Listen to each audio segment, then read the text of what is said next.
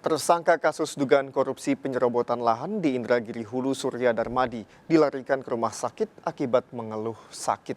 Tersangka kasus korupsi yang merugikan negara 78 triliun rupiah tersebut tidak bisa melanjutkan pemeriksaan oleh penyidik Kejaksaan Agung.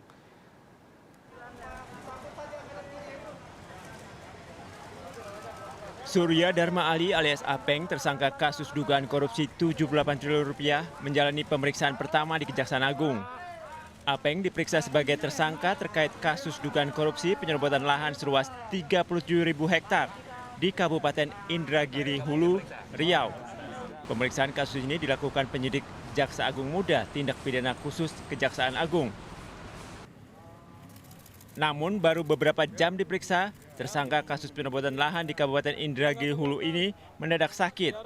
Sejumlah petugas membawanya ke ambulans dengan kursi roda untuk mendapatkan perawatan di rumah sakit. Fotonya saat berbaring di ranjang rumah sakit menjalani pemeriksaan kesehatan juga beredar di kalangan media. Belum diketahui hasil pemeriksaan hari ini yang telah dilakukan penyidik Kejaksaan Agung. Tim kuasa hukum Surya Darmadi dan pihak Kejaksaan Agung tak memberikan keterangan apapun.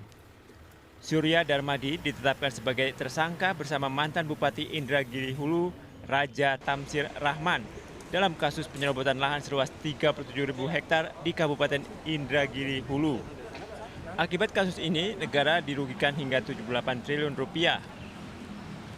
Tak hanya Kejaksaan Agung, Surya Darmadi sejak tahun 2019 lalu juga telah ditetapkan sebagai tersangka oleh Komisi Pemberantasan Korupsi (KPK) dalam kasus revisi alih fungsi hutan di Provinsi Riau.